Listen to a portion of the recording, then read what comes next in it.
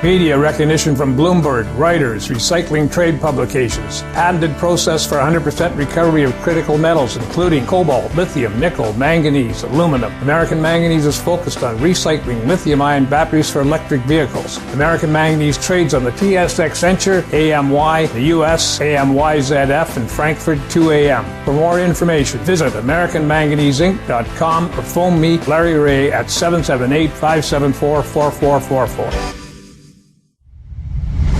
You're listening to HowStreet.com radio, available online at TalkDigitalNetwork.com.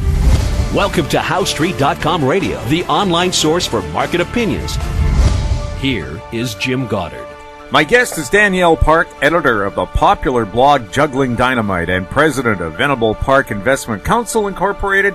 Her websites, jugglingdynamite.com and venablepark.com. Welcome back to the show, Danielle. Thanks, Jim.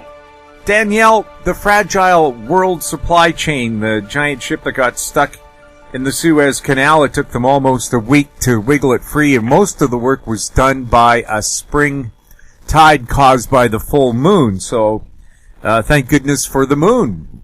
It would still be there probably without it. Is this something that we have to worry about more often? We found out with COVID that there's a shortage of container ships in Asia because China is calling them back home before we have a chance to load them up here in North America. Well, there's definitely bottlenecks. I mean, there's things that have happened with the ice storms in Texas to shut down some of the oil refineries and the biggest processors of plastic in the world. Some of it comes from that area, so there was, breaks in the supply chain there. The blockage in the Suez Canal, certainly.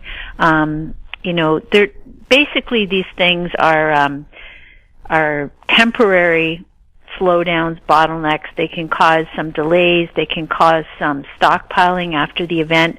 But ultimately, they're not enough to sustain inflation on a longer-term basis. You really have to look at the more macro trends like globalization. And the thing about globalization is it has been this really extended peacetime in the world since the Cold War sort of ended in '89. We've had really uninterrupted globalization and the exchange of labor and goods worldwide. And that's actually the common outcome of peacetime in other episodes in history. When you have global peacetimes and this rampant globalization, you have kind of disinflation and deflation in a lot of the price of goods starting to fall. When you add into that the huge drop in interest rates that's happened since the 1980s, and much of that in the last decade having been orchestrated specifically by monetary policies, what you find is that low rates are much more stimulative of supply than they ultimately can be of demand.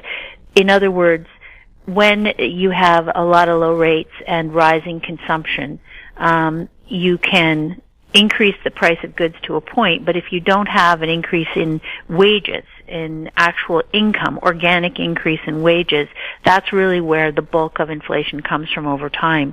And so we really have had this surge of available goods in the world, which is now really swamping the demand picture, because once you get to a certain level of debt, in an economy and households and corporations and governments, the payments, even if you remain at record low rates forevermore, which is highly unlikely, but even if you were able to stay at very low rates forevermore, without commensurate increases in income, you really aren't going to be able to consume more or buy more on debt. So I think that's why, there is these temporary interruptions that can cause some spikes and some shortages. But I think that ultimately, so long as the globalization trend continues in the world in a period of widespread peace, regional disruptions, conflicts, that sort of thing, in themselves aren't enough to break this chain of trade that goes on.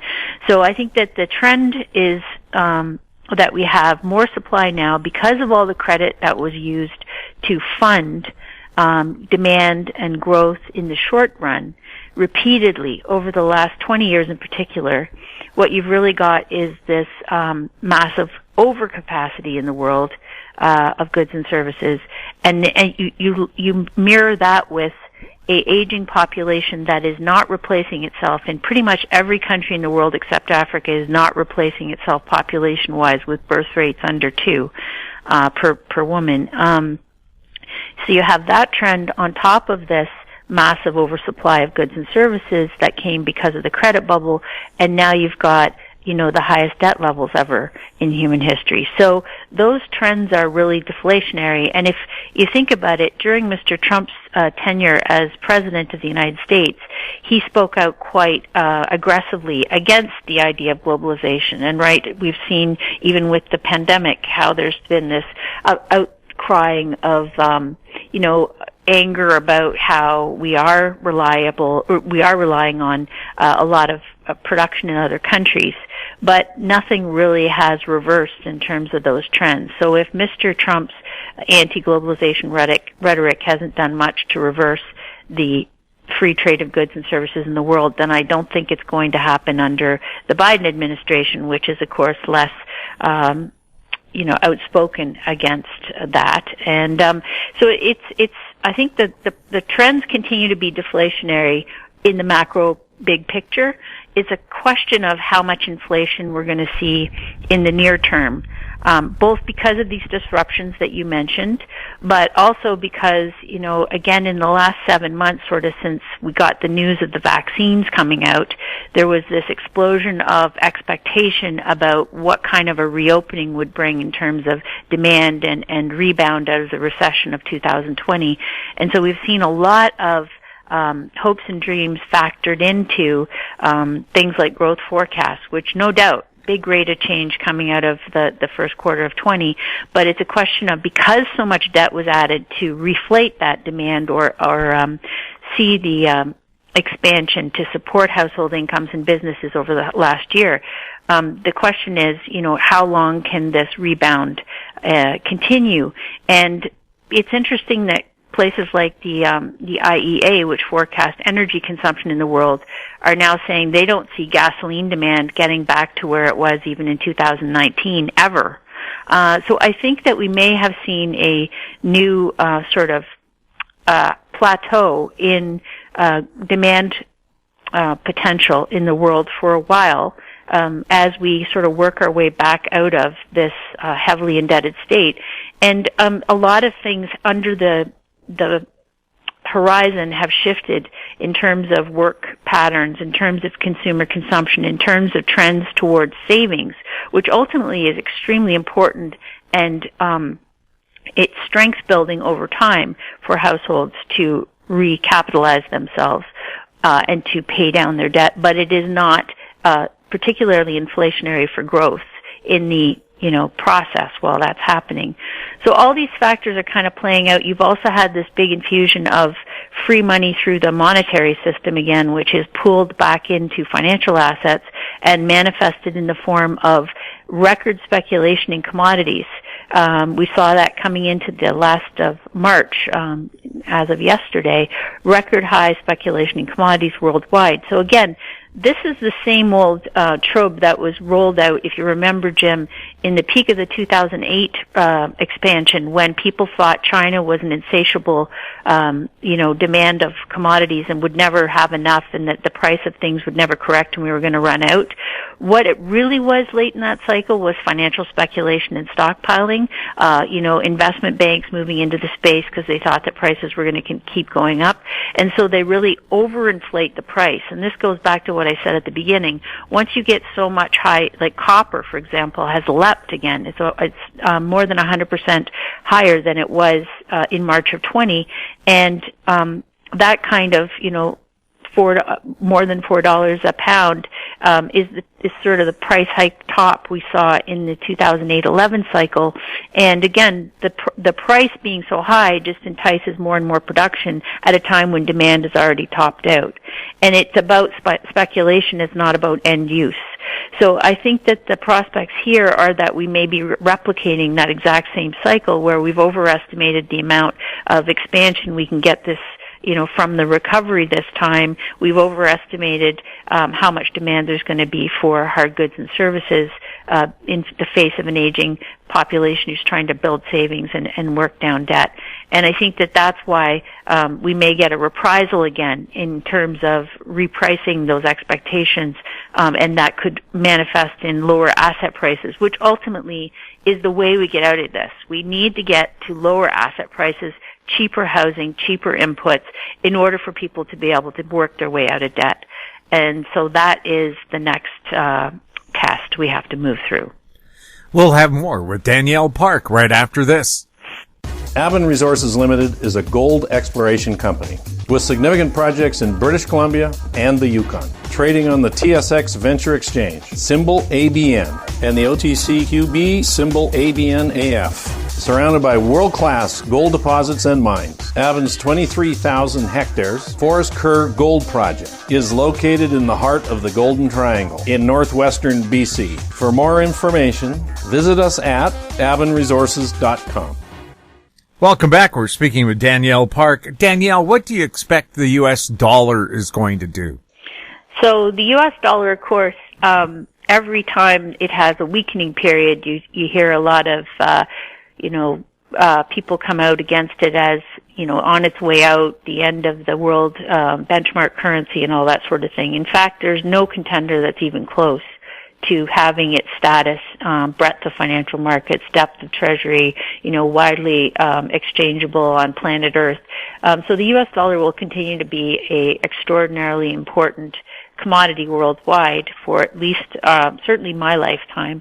And it does go in ebbs and flows, however, and indeed we saw a strengthening period in past episodes of financial crisis where the US dollar becomes the benefactor of safety-seeking inflows, and they move out of places like emerging markets and other currencies, move out of commodities, move out of equities and corporate debt, move into things like treasuries, and especially treasuries denominated in dollars.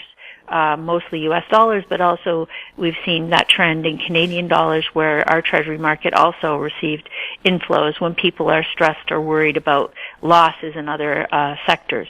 So we saw that really take place into the March of 20 as everything else sort of imploded and fell.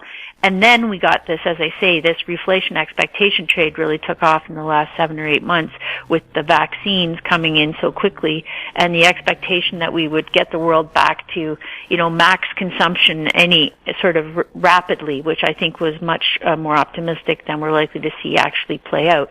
But so the U.S. dollar has weakened from March 20 into the start of this year. Now, as we look at that, it's sort of based out at about 89 in the world, the basket of world currencies, the DXY index, a low of about 89 and change in January, and since then it's been rising, and we see it more in the 93 range today.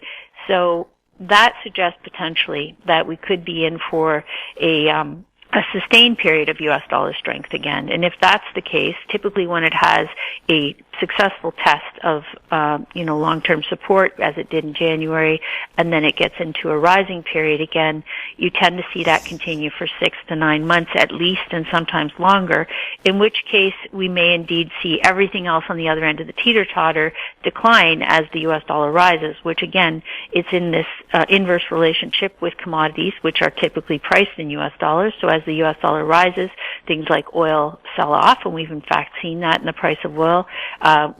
We've seen some weakness in copper just recently. We'll see if that has legs, if that's the top in, as I was mentioning in the last segment.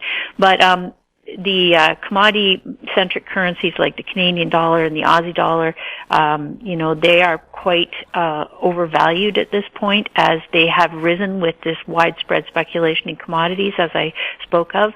And so I think that they too are likely to see weakness. Now, how long this reflationary expectation lives here is very difficult to tell.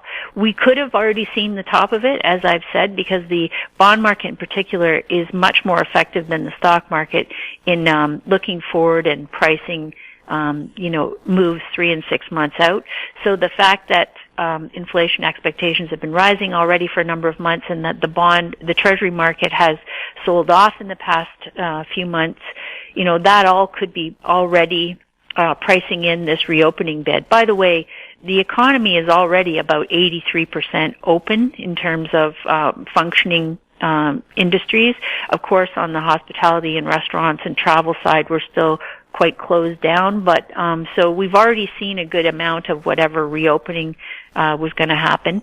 So anyway, this all ties into this, trying to figure out where we've peaked in terms of inflation expectations, and then when that, whether that's already happened, whether that happens in May or June or July, maybe even through the summer sometime, we start to realize that, things have really overshot the reasonable expectations of growth and recovery heading into the end of 21, at which point I think you could see, and again, as the U.S. dollar is continuing to get inflows here, that's sort of an indication of that.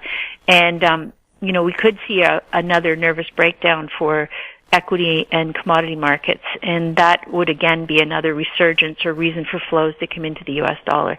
So I think that we're just watching to figure out if the reflationary trade is running out of steam now or if it'll indeed continue into the sort of third quarter of 2021, and at which point we're expecting, if not already started, the U.S. dollar to continue to make gains against, for example, the loonie, and for another retest in these over-levered financial markets.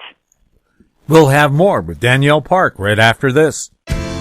Engineer Gold Mines is focused on the exploration and development of the historic high-grade Engineer Gold Mine situated 32 kilometers southwest of Atlan, British Columbia. Engineer Gold Mines is fully permitted for surface and underground exploration with the drill program now underway.